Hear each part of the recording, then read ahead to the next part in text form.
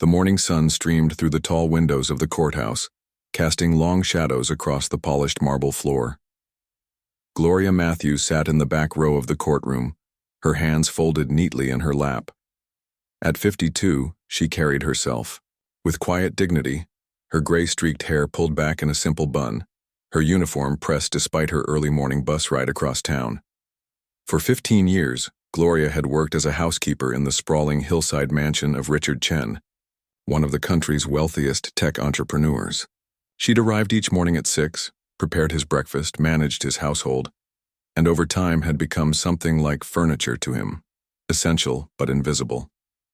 That was fine with Gloria. She took pride in her work, in the way she kept his life running smoothly while he built his empire. But today was different. Today she wasn't there to clean or cook, she was there to watch. The courtroom buzzed with whispers and the occasional cough, everyone waiting for the day's proceedings to begin. Reporters clutched notepads, their press badges dangling from lanyards. A court artist sketched preliminary lines on her pad. The fraud case against Richard had been front-page news for weeks. Accusations that his company had misled investors about a new technology, potentially costing people millions. Gloria didn't believe it for a second.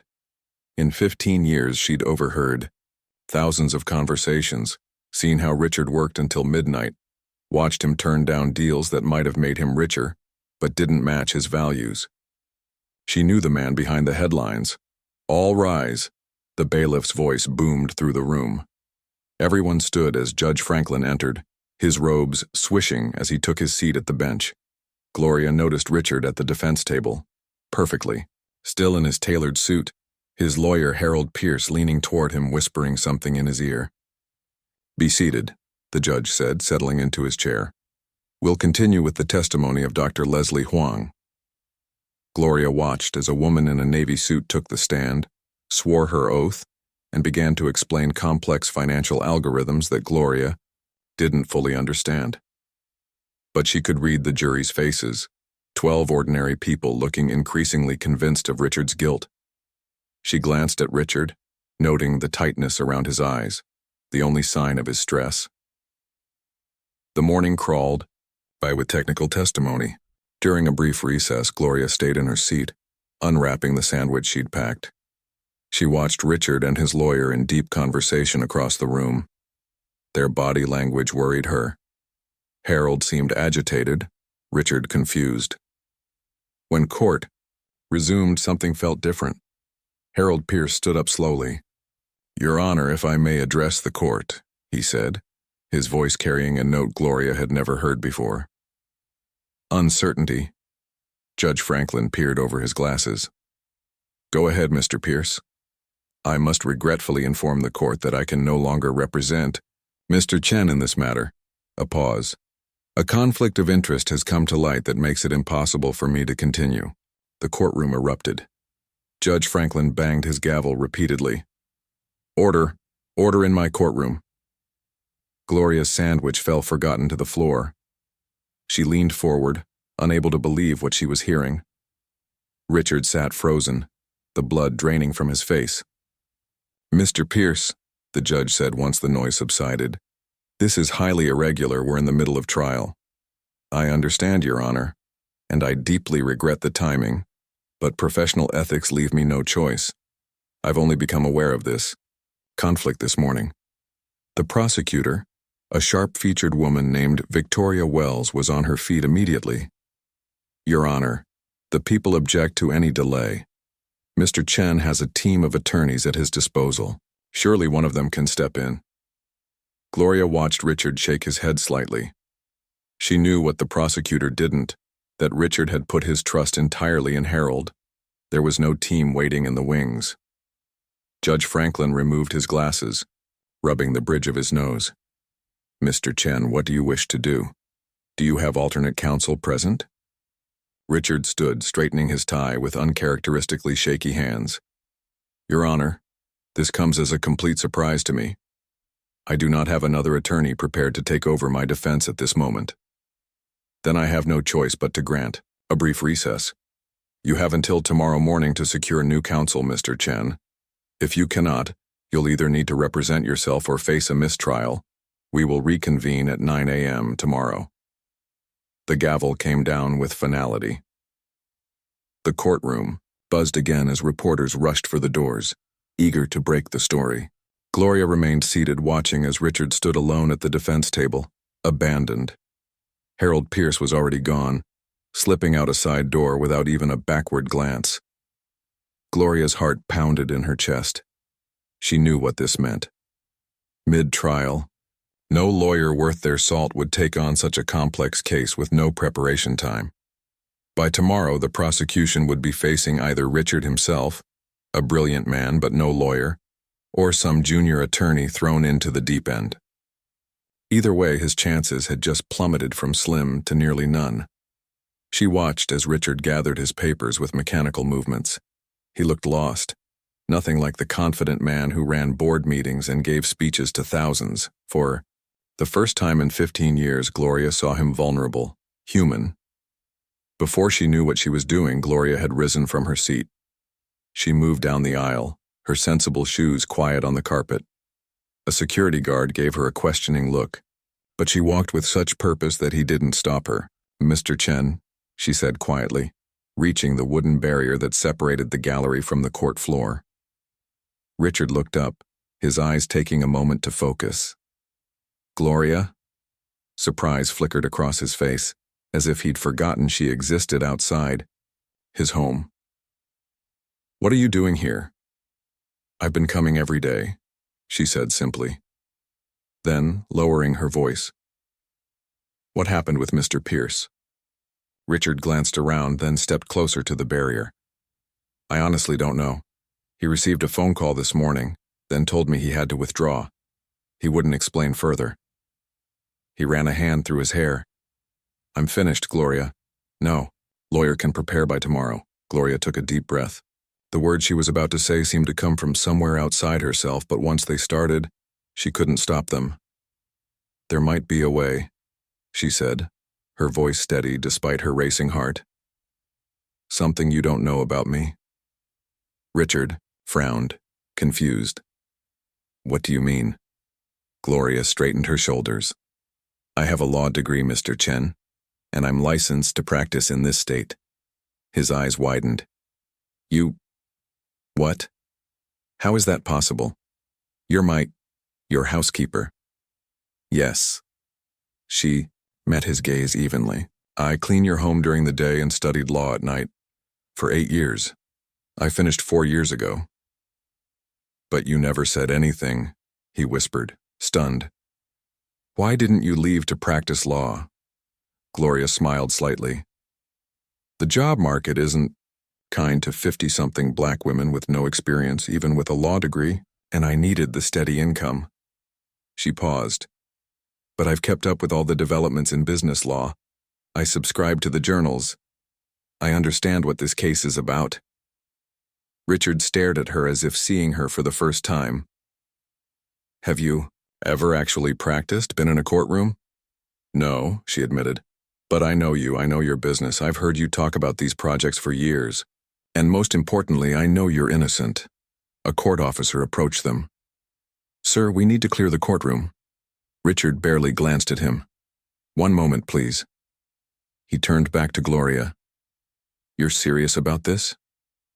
Gloria nodded, her heart pounding but her voice steady. "Meet me in the courthouse coffee shop in 15 minutes. We need to talk properly." As she turned to leave, Richard called after her.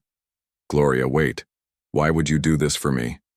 She paused, looking back at him. "Because for 15 years I've seen who you really are when no one's watching, and that man deserves someone on his side." She straightened her simple cardigan. 15 minutes, Mr. Chen. I'll be waiting." Gloria walked from the courtroom, her steps purposeful. In the bathroom, she opened her large handbag and pulled out a folded blazer she'd brought in case the courtroom was cold. She took out her bun, smoothed her hair, and applied a touch of lipstick from a nearly empty tube. In the mirror, she saw not just a housekeeper, but the woman she'd worked so hard to become. A woman who had raised 2 children alone after her husband died, who had cleaned houses by day and studied by night, who had passed the bar exam on her first try. "I will defend him," she whispered to her reflection, rehearsing the words she would soon say to Richard. Then louder, with conviction, "I will defend him." She had 15 minutes to prepare for the biggest conversation of her life. And if Richard said yes, she had less than 24 hours to prepare for the fight of his. The courthouse coffee shop buzzed with whispered conversations, most about the shocking development in the Chen trial. Gloria sat at a corner table, back straight, hands wrapped around a cup of tea she hadn't touched. Every time the door opened, her heart jumped, but it wasn't until almost 20 minutes had passed that Richard walked in. He'd loosened his tie, and his usually perfect hair was slightly mussed from running his fingers through it. He scanned the room, spotted her, and for a moment Gloria thought he might turn and leave. Instead, he walked over and sat down across from her. "I'm sorry I'm late," he said, his voice low. "My phone's been ringing nonstop. News travels fast." "It's fine," Gloria replied, pushing a cup toward him. "I ordered you coffee. Black, 1 sugar. Richard looked surprised, then took a sip. "Perfect. How did you—" 15 years of making your coffee, Mr. Chen." She smiled slightly. "I pay attention." He nodded slowly, studying her face as if trying to reconcile two different people. The quiet housekeeper who had blended into the background of his life, and the woman sitting confidently before him now, offering to defend him in court. "Tell me about your law degree," he said finally. Gloria took a deep breath.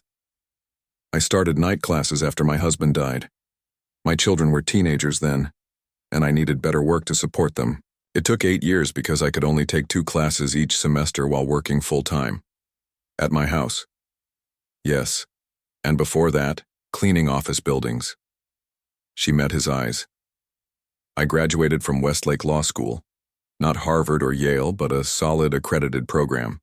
I passed the bar on my first attempt." Richard leaned forward. "But you never practiced? Not even once?" Gloria shook her head. "I applied to 63 law firms after graduation. I got 3 interviews and 0 offers." She kept her voice matter-of-fact, free from bitterness. "Most wanted younger associates who could work 80-hour weeks. A few were more honest and told me clients might not respond well to—" She gestured to herself. "A black woman in her 50s, Richard finished quietly. "Exactly. So I kept my job with you. The pay was good, the hours steady, and it helped put my daughter through nursing school." She straightened her shoulders. "But I never stopped learning. I've read every journal, followed every major business law case. I've listened to you talk about your work for years. I understand what you do." Richard ran a hand over his face. "Gloria, I appreciate this. I really do. But this case, it's complex. The prosecution has a team of experts. They've been preparing for months. So have I," Gloria said firmly. "Not intentionally, perhaps, but I've been there, in your home, hearing you talk about this technology since its beginning. I've heard your excitement about what it could do, your frustration with the setbacks. I've seen the real timeline, not the one the prosecution is trying to create." She pulled a notebook from her bag and opened it. "I've taken notes every day of the trial so far. The prosecution's case has holes, big ones. Harold was too cautious to exploit them fully." Richard's eyebrows rose as he glanced at her neat handwriting. "You've been analyzing the case all along?" "I have," she said simply. "Because I knew you were innocent. The Richard Chen I know doesn't cut corners or lie to investors." For several long moments, Richard said nothing, just studied her face. Then he glanced at his watch. "It's almost 5. The courthouse will be closing soon." Gloria's heart sank. He was going to refuse. She'd overstepped, made a fool of herself. She began, gathering her things. "If we're going to prepare," Richard said suddenly, "we should go somewhere we can work through the night. My house has everything we need." Gloria froze, then slowly looked up. "You're saying yes? You want me to represent you?" Richard gave a short laugh that held no humor. "Want isn't exactly the word, but Harold has left me with almost no options, and a mistrial would just prolong this nightmare." He met her eyes, And strangely, I think you might know me, and this case better than any lawyer I could hire overnight. I won't let you down, Gloria said, determination in every word. I know you won't, Richard replied, and for the first time that day, he smiled slightly. You never have. The drive to Richard's house was silent, both of them lost in thought. Gloria sat in the passenger seat of his luxury car, watching familiar streets pass by. How many times had she taken the bus along this same route? Today, everything looked different. When they arrived, Richard hesitated at the front door, key in hand. This feels strange, he admitted. For me too, Gloria said. She'd always entered through the service door at the back, never the grand entrance.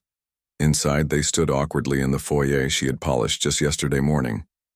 We should use the study, Richard said finally. I'll get the case files. Gloria nodded. I'll make coffee, we have a long night ahead. In the kitchen, her domain for so many years, Gloria moved with automatic efficiency, preparing a tray with coffee and the sandwiches she'd been planning to make for Richard's lunch tomorrow. Some habits were hard to break. When she entered the study, Richard had spread documents across the large mahogany desk. He looked up, surprised to see the food. You didn't have to. We need to eat, she said simply, setting down the tray. Now tell me everything Harold told you about the prosecution's strategy. For the next 2 hours, they talked through the case. Richard explained the technology at the heart of the dispute, a new encryption method his company had developed. The prosecution claimed he had known about critical flaws but had hidden them from investors. But that's not what happened, Richard insisted, pacing the room. We discovered the flaws after the investment round. We disclosed them as soon as we confirmed the issues. Gloria made notes, asking occasional questions. The timing is everything, she murmured. We need to establish the exact timeline. Harold has all the documentation, Richard said, frustration evident. Emails, lab reports, meeting minutes. Gloria thought for a moment. Do you keep copies of your emails? Of course, they're on the server. And your calendar with all your meetings logged? Richard nodded slowly, understanding dawning. Yes, every meeting for the past 5 years is recorded. Then we have what we need, Gloria said, standing up. Show me. They moved to Richard's home office where he logged into the company system. For the next several hours, they combed through emails, calendar entries, and digital notes, building a precise timeline that contradicted the prosecution's narrative. As midnight approached, Gloria rubbed her tired eyes. The prosecution's key witness, Dr. Huang, testified the flaws were discoverable by March. But according to these lab reports, your team only had preliminary results then. The conclusive tests came in May, and you disclosed to investors in June. Exactly, Richard said, leaning back in his chair. That's what I've been trying to explain. We need to highlight this in court tomorrow, Gloria said, making more notes. And we need to understand why Dr. Huang would testify incorrectly. Richard frowned. Harold never pushed her on the timeline. It was frustrating to watch. Well, I will, Gloria said firmly. Then she hesitated. Mr. Chen, Richard, I need to prepare you for tomorrow. It won't be easy. I know, he said quietly. No, I don't think you do. Gloria met his eyes directly. When we walk into that courtroom, people will stare. They'll whisper. The prosecution will try to delay. The judge might question my qualifications. And even if we get past all that, everyone will be watching, waiting for me to fail. For us to fail, Richard corrected. We're in this together now. Gloria shook her head. It's different for me. I'm not just fighting for your case. I'm fighting against every assumption people will make when they see me. She squared her shoulders. I need to change before court tomorrow. Do you mind if I go home first? No, Richard said. But I had another thought. He hesitated. My wife left some clothes here when we separated, professional things. They might fit you, and it would save you a trip home. Gloria considered this. That might work. Thank you.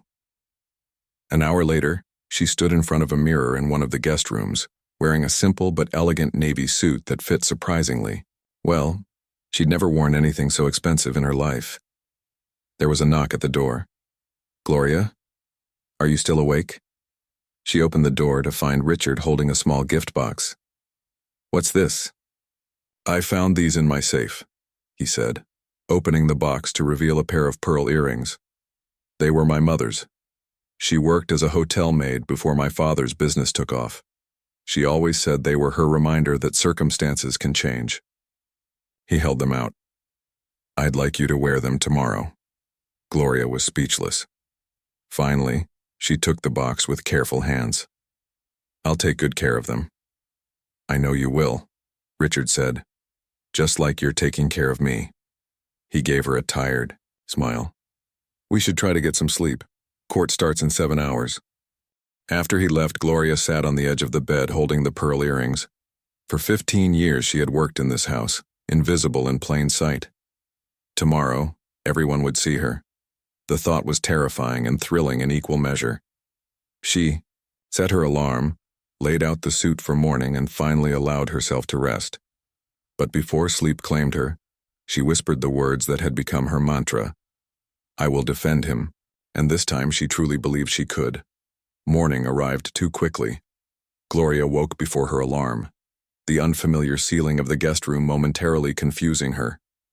Then reality rushed back. The trial, Harold's abandonment, her impulsive offer. Today, she would stand in a courtroom not as an observer, but as defense counsel for one of the richest men in the country. Her hands trembled slightly as she put on the borrowed suit and fastened Richard's mother's pearl earrings. The woman in the mirror looked different, professional, capable, determined. She needed to become that woman fully, not just look the part. Downstairs, she found Richard in the kitchen attempting to make coffee. It was strange seeing him there in her space, fumbling with the machine she operated every morning. "Let me," she said, gently moving him aside. "Sorry, I'm not very good at this," he admitted. "You never had to be." Gloria prepared the coffee with practiced movements. "Did you sleep?" "Hardly." Richard leaned against the counter, already dressed in a dark gray suit. "You?" "A little." She handed him a cup. "We should go over our strategy again on the way." Richard nodded, studying her. "The suit fits well." "Yes." Gloria smoothed the fabric self-consciously. "Thank you." An awkward silence fell between them. Employer and employee transformed overnight into something undefined. Partners, perhaps. Gloria broke it first. "We should leave soon. I want to arrive early." "The car will be ready in 10 minutes, Richard said, then hesitated. "Gloria, no matter what happens today, I want you to know I'm grateful." She met his eyes. "Save your gratitude for after we win." The courthouse steps were crowded with reporters and curious onlookers. As Richard's car pulled up, cameras turned toward them, expecting to see a new high-powered attorney. The confusion was palpable when Gloria emerged instead, walking slightly behind Richard, but with her head held high. "Mr. Chen, Mr. Chen," reporters called out. "Who's representing?" "You today?" Richard paused, glancing at Gloria. She gave him a small nod. "This is Gloria Matthews," he announced. "My attorney." The questions exploded around them. Gloria kept her expression neutral as they navigated through the crowd, though she heard the whispers clearly enough. Isn't she his housekeeper? Is this some kind of publicity stunt? He's really desperate if that's his lawyer. Inside, away from the cameras, Richard turned to her. "Are you okay?" "I'm fine," Gloria said firmly. "This is exactly what I expected." She checked her watch. "We have 30 minutes before court begins.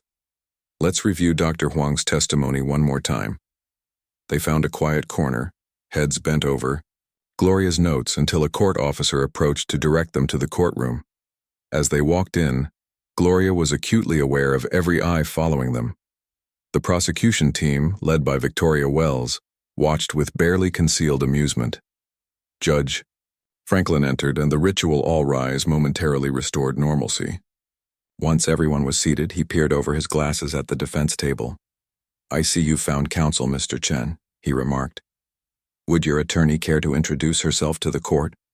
Gloria stood, her heart pounding but her voice steady. Gloria Matthews, Your Honor, representing the defendant.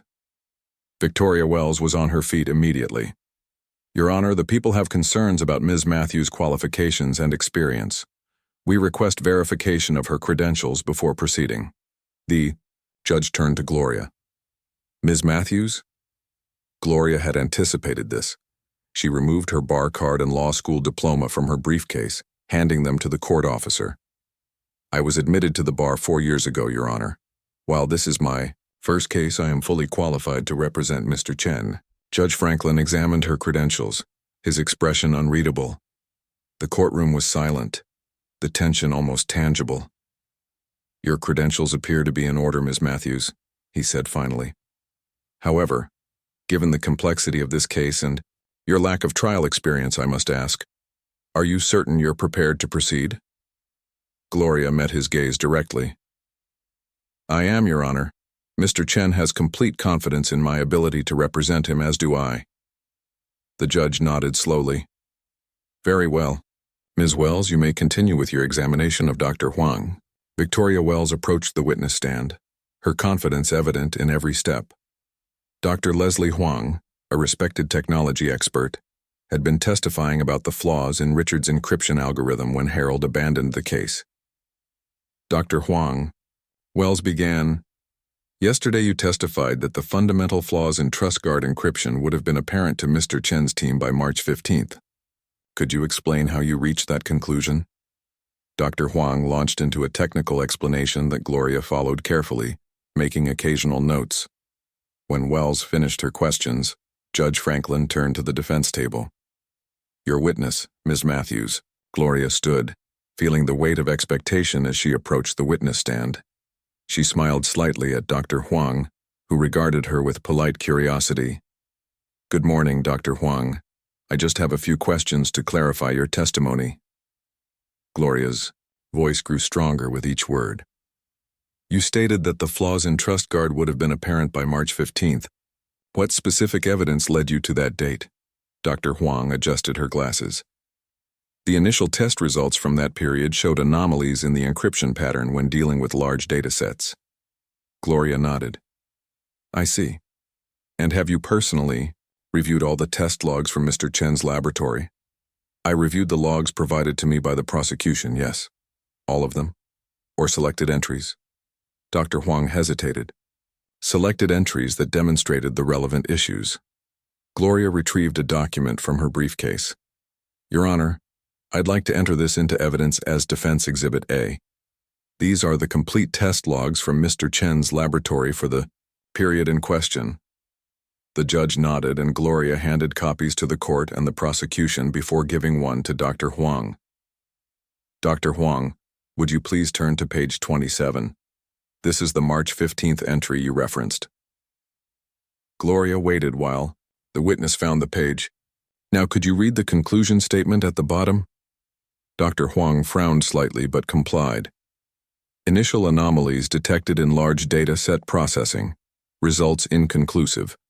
Further testing required to determine if pattern represents a flaw or expected behavior in new environments. Inconclusive, Gloria repeated. Not definitive evidence of a flaw, correct? Well, yes, but... And now please turn to page 42, the entry from May 3rd. Gloria waited patiently. Could you read that conclusion as well? Dr. Huang's frown deepened as she read, comprehensive.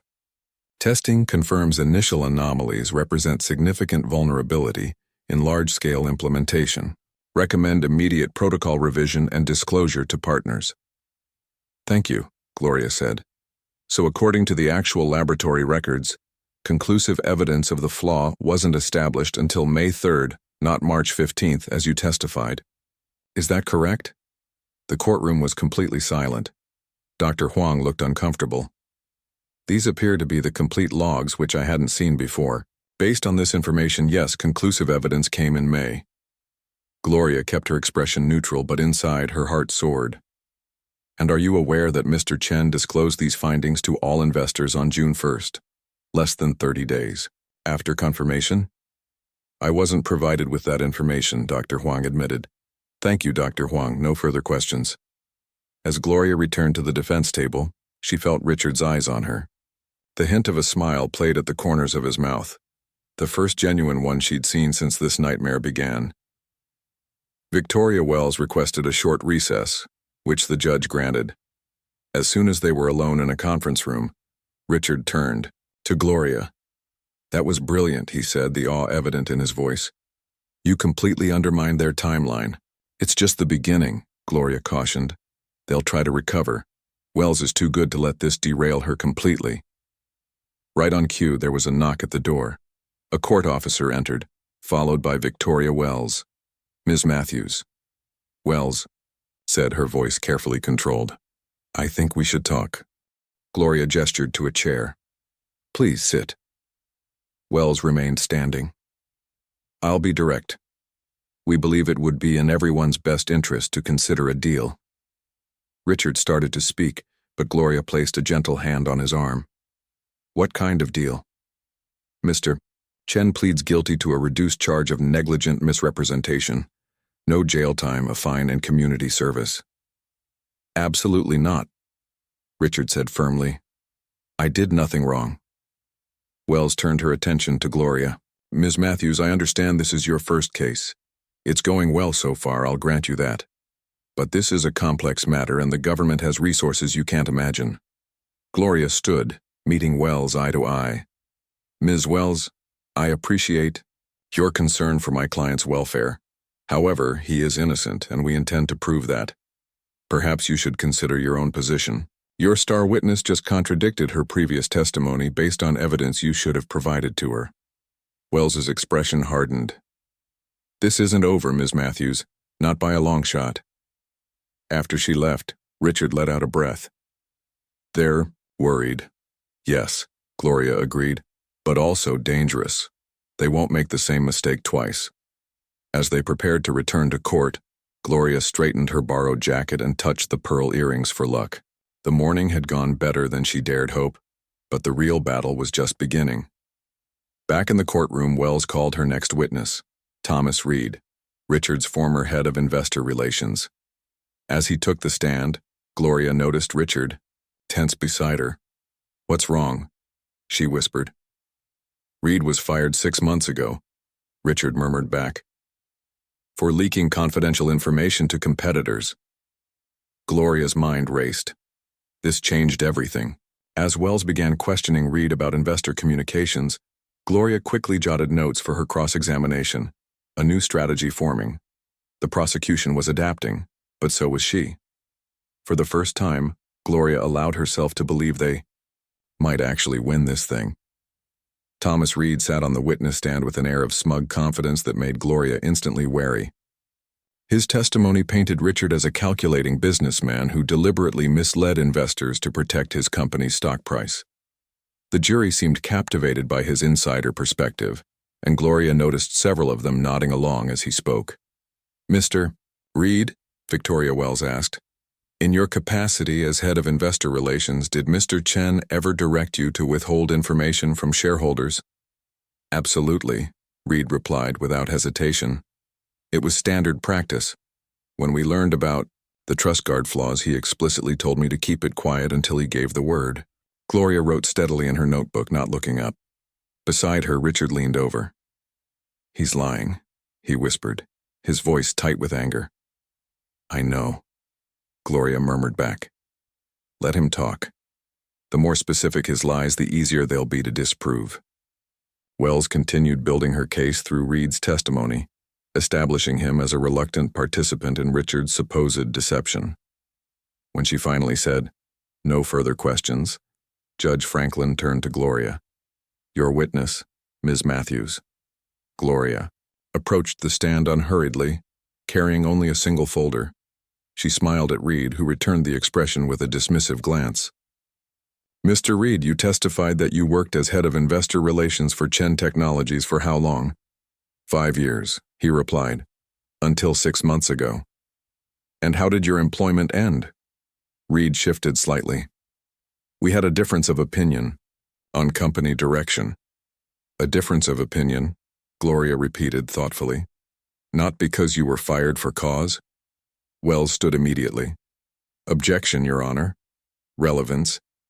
Goes to credibility, Your Honor. Gloria responded calmly. Judge, Franklin considered. I'll allow it. The witness will answer. Reed straightened his tie. I was terminated, yes. For what reason specifically? As I said, differences in... Mr. Reed, Gloria interrupted gently. You're under oath. Were you fired for leaking confidential company information to competitors? The courtroom stirred. Reed's confident facade cracked slightly. That was the allegation. I denied it then and I deny it now. I see. Gloria opened her folder. Your Honor, I'd like to enter this into evidence as Defense Exhibit B. After the document was distributed, Gloria continued. Mr. Reed, this is a copy of your termination letter signed by you, acknowledging receipt. It clearly states you were dismissed for unauthorized disclosure of proprietary information to Direct Secure Inc., a direct competitor. Is that correct?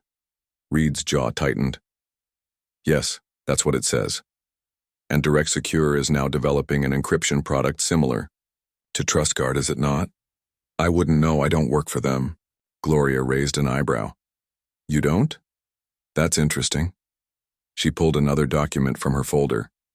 Because I have here your current employment contract with Direct Secure, dated just 3 weeks after your termination from Chen Technologies. A murmur ran through the courtroom. Wells looked surprised. This clearly wasn't information she had. Mr. Reed, Gloria continued, would you agree that you have a strong personal and financial interest in the outcome of this case? No more than any other witness, he insisted, but his confidence was visibly crumbling. Let's turn to your specific testimony about Mr. Chen directing you to withhold information about flaws from investors. You stated this occurred after the flaws were discovered. When exactly did this conversation take place? Reed hesitated. Mid-March, after the initial tests. Gloria nodded thoughtfully. Mid-March. That's very specific. Do you recall the date? March 16th or 17th, I believe. You believe, Gloria echoed. Was this conversation in person or by phone? In person, in his office. I see. And Mr. Chen specifically told you not to disclose the flaws to investors? Yes. Those were his exact words. Gloria's expression remained neutral, but inside she felt a surge of triumph. She had him. Mr. Reed, could you please check Mr. Chen's travel schedule for March? She handed him another document. This is his calendar for that month, verified by his executive assistant. Reed scanned the page, and Gloria saw the exact moment he realized his mistake. According to this calendar, Mr. Chen was in Tokyo from March 14th through March 20th for the International Technology Summit. So he couldn't have had an in-person conversation with you in his office on March 16th or 17th, could he? Reed swallowed hard. I must have misremembered the date. Perhaps. Or perhaps the conversation never happened at all. Gloria turned to the jury, making brief eye contact with several members. No further questions, Your Honor. As Gloria returned to her seat, she felt the shift in the courtroom's energy. The jurors were looking at Reed differently now, with suspicion. Richard leaned close as she sat down. That was incredible, he whispered. How did you find his contract with Direct Secure? I didn't sleep much last night, Gloria admitted quietly. After you mentioned he was fired, I did some research. His LinkedIn profile listed his new job. The rest was educated guessing. Judge Franklin called for the lunch recess, and Gloria let out a breath she hadn't realized she was holding. As they gathered their papers, a young man approached their table. Ms. Matthews? I'm Ben Wong from the New York Times. I'd love to get a quote about no comment at this time, Gloria interrupted firmly. We'll speak after the verdict. Outside the courtroom, more reporters waited, shouting questions as Gloria and Richard made their way to a private conference room. Once inside, with the door closed against the noise, Richard collapsed into a chair. You're trending on social media, he said, showing her his phone. Housekeeper lawyer is everywhere. Gloria winced. That's not exactly how I want it to be known. People are amazed by you, Richard countered. And they should be. In one morning, you've done more for my case than Harold did in months. Before Gloria could respond, there was a knock at the door. A court officer entered with a delivery bag. "Someone sent lunch for you," he explained, setting it on the table. After he left, Richard peered into the bag. "It's from Luis's kitchen, the best Cuban food in the city." He pulled out a note and read it aloud. "Gloria, we are so proud of you. Knock 'em dead. Love. Your family." Gloria felt tears prick her eyes. My daughter must have seen the news. They ate in companionable silence, the weight of the morning's victories and the afternoon's challenges hanging between them. Gloria was halfway through her sandwich when her phone buzzed with a text. "It's from my son," she said, reading the message. "He says there's a reporter at our apartment building asking questions about me." Richard frowned. "The press works fast. Are you worried?" Gloria considered this. "A little. I'm a private person. I never wanted attention." She looked at him directly. "But I'm more concerned about what the prosecution will do next. Wells wasn't prepared for us today. She will be this afternoon. What do you think their strategy will be?" "They'll try to overwhelm us with technical details," Gloria said. "And they'll bring in character witnesses to make you seem cold, calculating, ruthless."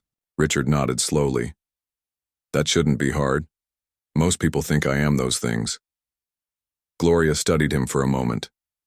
"Are you?" "I'm demanding," he admitted. "I expect excellence. I don't suffer fools gladly." He met her eyes. "But I don't cheat, and I don't lie." "I know," Gloria said simply. "That's why I'm here." A comfortable silence fell between them, broken only when Gloria's phone buzzed again. "Another reporter?" Richard asked.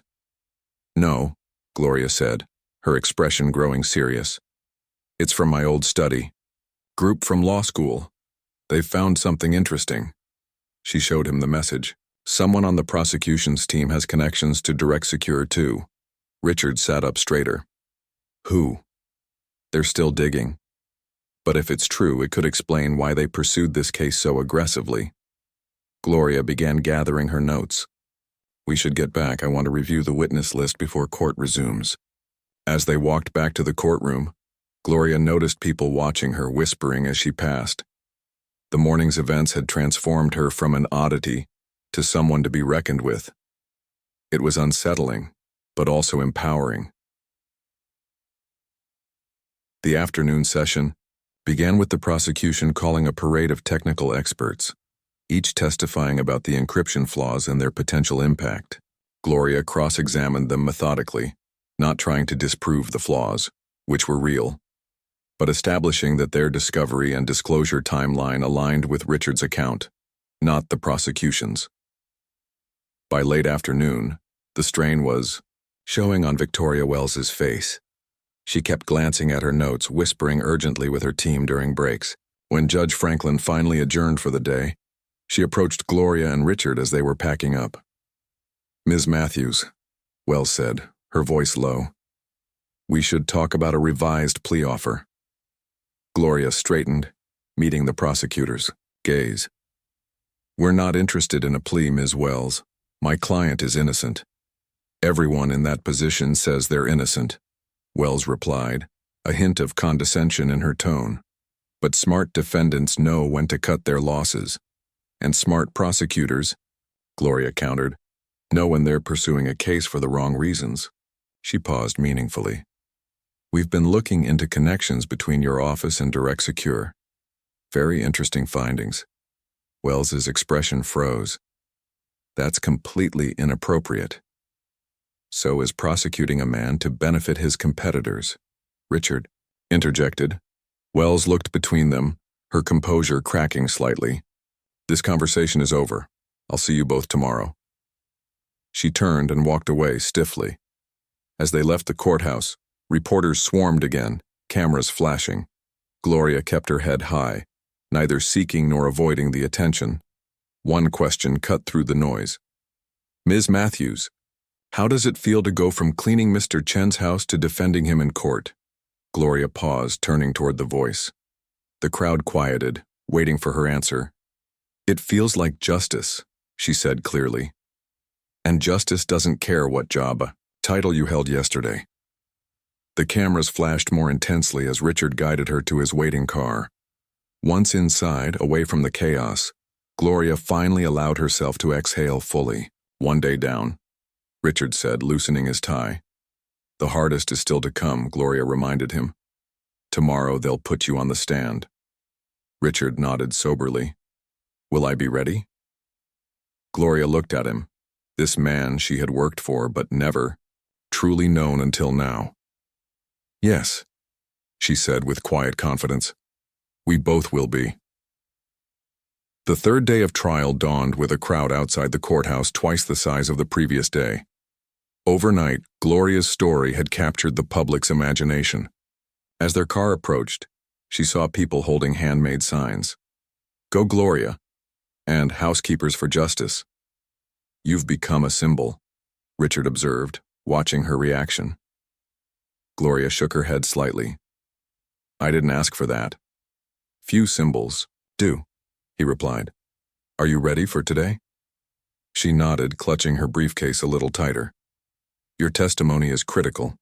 Just remember what we practiced. Answer truthfully, but concisely. Don't volunteer information." Inside, the courtroom was packed to capacity. Judge Franklin had to call for order twice before the proceedings could begin. Victoria Wells stood, her composure restored after yesterday's setbacks. The prosecution calls Richard Chen to the stand. Gloria watched as Richard walked confidently to the witness box, took his oath, and sat down. His expression was calm, but she could see the tension in his shoulders. Wells began methodically, establishing Richard's role at his company and his oversight of the Trust Guard project. Then she shifted to more aggressive questioning. "Mr. Chen, would you describe yourself as a hands-on CEO?" "I stay informed about all major projects, yes. So nothing significant happens at Chen Technologies without your knowledge?" "That's correct." Wells nodded, pacing slightly. "Then you were fully aware of the Trust Guard encryption testing process?" "Yes, I received regular updates, including the March 15th test results that showed anomalies." Richard glanced briefly at Gloria before answering. "Yes, I was informed about those preliminary results." "And you understood these anomalies might indicate serious flaws in the system?" "We understood they required further investigation. At that stage, they were inconclusive." Wells's expression hardened. "Mr. Chen, in the 2 months between those initial findings and your disclosure to investors, your company sold $30 million in stock options. Was that just coincidence?" Gloria tensed. This was new information not covered in their preparation. "Those sales were scheduled months in advance," Richard replied evenly. "They were part of our regular financial management, unrelated to Trust Guard." "Really?" Wells picked up a document. "Because the timing seems remarkably convenient." For the next 20 minutes, Wells hammered Richard on the stock sales, trying to establish a financial motive for delaying disclosure. Gloria watched the jury carefully, noting their reactions. Several seemed troubled by this new angle. When Wells finally said, "No further questions," Gloria took a deep breath and stood. "Mr. Chen," she began, keeping her voice conversational, "let's discuss these stock sales. Who authorized them?" "Our board of directors, following the recommendation of our financial advisors." "And when was this authorization given?" "December of last year, as part of our annual financial planning." Gloria nodded. "Your Honor, I'd like to enter this into evidence as Defense Exhibit C." She handed documents to the court officer. "These are the board meeting minutes from December, showing the planned stock sales schedule for the entire year." As the papers were distributed, Gloria continued, "Mr. Chen, according to these minutes, were the March and April stock sales unique or part of a larger pattern?" "They were part of a quarterly schedule. We've made similar sales every quarter for the past 3 years." "Thank you." Gloria changed direction. "Now, about the Trust Guard project. What was your initial vision for this technology?" For the first time in the trial, Richard's eyes lit up with genuine passion. Trust Guard was designed to protect vulnerable systems, hospitals, utilities, small businesses that can't afford expensive security. We wanted to create something that would be accessible to everyone, not just major corporations. And when you learned about the confirmed flaws in May, what was your first action? I assembled our entire development team to understand the scope of the problem and how quickly we could fix it. Did you consider not disclosing the flaws to investors? Never, Richard said firmly. That would violate everything I believe in. We disclosed within 3 weeks of confirmation, once we had a clear understanding of the issues and a roadmap for solutions. Gloria turned toward the jury. One final question, Mr. Chen. If you had known about these flaws earlier, would you have done anything differently? Richard considered this carefully. I would have disclosed them earlier. Not because it was legally required at that stage, but because transparency has always been my company's policy. We can't build trust with secrets. Thank you, Gloria said. No further questions. As Richard returned to the defense table, Gloria felt cautiously optimistic. His testimony had been strong, authentic, but the stock sales had caught them off guard, and she wasn't sure they'd fully neutralize that concern. The prosecution rested their case, and Judge Franklin turned to Gloria. Ms. Matthews, is the defense ready to present its case? Yes, Your Honor. The defense calls Philip Winters. A distinguished older man with silver hair made his way to the witness stand. After he was sworn in, Gloria began her questioning. Mr. Winters, what is your position? I'm the chairman of the board at Chen Technologies. And were you involved in the decision to schedule quarterly stock sales? Yes. I proposed it myself, based on recommendations from our financial team. Gloria led him through testimony that corroborated Richard's account of the stock sales. Then she shifted focus. Mr. Winters, how long have you known Richard Chen? Nearly 20 years. I was one of his first investors when he started the company in his garage. And in that time, have you ever known him to mislead investors or partners? Never, Winters said emphatically. His integrity is why I've stayed with the company all these years. In our industry, many founders are willing to cut corners for quick profits. Richard always plays the long game, building trust over time. Gloria nodded. Thank you, Mr. Winters. Victoria Wells's cross-examination was brief and ineffective. Winters was an experienced businessman who couldn't be easily rattled. Gloria called 2 more witnesses, the head of the Trust Guard development team, who confirmed the timeline of flaw discovery, and a renowned ethics professor who explained the appropriate disclosure standards for the industry. By late afternoon, Gloria was preparing for her closing argument when a court officer approached with a note.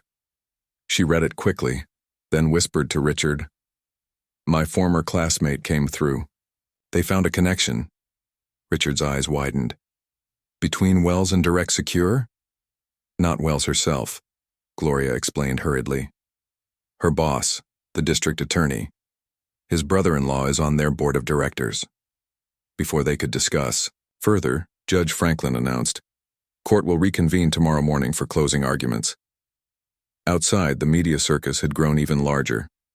Gloria spotted her daughter and son in the crowd, beaming with pride. She gave them a small wave, as Richard guided her through the throng to his car. Once inside, she turned to him. "We need to decide whether to use this information about the DA in my closing." Richard considered this. Is it admissible, relevant to the case? It explains why they pursued such a weak case so aggressively, Gloria said. But using it means making an enemy of the district attorney. Would that affect you, your future? Gloria hadn't thought that far ahead. Possibly, but that's not important right now. Richard studied her for a long moment. It is to me. He paused. Gloria, whatever happens tomorrow, you've already accomplished something remarkable. I don't want this case to cost you more than you've already given. Let me worry about that, she said firmly. This is about justice, not my future. Gloria barely slept that night, polishing her closing argument until dawn. She thought about all that had happened in just a few days, how her life had transformed from predictable routines to this dramatic new reality. The final day of trial began with Victoria Wells's closing argument, a polished, passionate appeal that portrayed Richard as a calculating businessman who had gambled with investors' trust for financial gain. When Gloria's turn came, she stood slowly, feeling the weight of all eyes upon her. The borrowed suit, now familiar, gave her confidence as she faced the jury. "Ladies and gentlemen," she began, "4 days ago I stood before you as someone unexpected. I saw your surprise when I identified myself as Mr. Chen's attorney. I understood your skepticism. After all, how could a housekeeper possibly defend a billionaire in a complex fraud case?" She paused, letting the question hang in the air. "The answer is simple. Because I know him. Not as a CEO or a public figure, but as a human being. For 15 years I've watched Richard Chen when he thought no one was looking.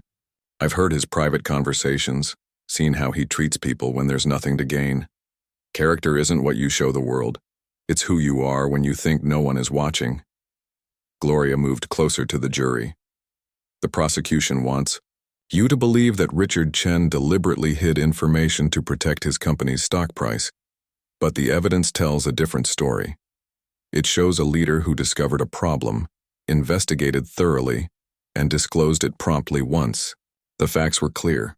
She walked them through the timeline again, emphasizing the documentation that supported their case. Then she paused, making her decision in that moment. "You might wonder why this case was brought at all, given the evidence." I wondered too. Gloria took a deep breath. "What the prosecution hasn't told you is that there are concerning connections between the district attorney's office and Direct Secure, Mr. Chen's main competitor." Victoria Wells was on her feet instantly. "Objection. This is outrageous, Your Honor." "Approach the bench," Judge Franklin ordered. At the sidebar, Wells was livid. "This is completely inappropriate, Your Honor. There's no evidence of this in the record." "It goes to motive, Your Honor," Gloria argued calmly, "and explains why such a weak case was pursued so aggressively." The judge considered both women.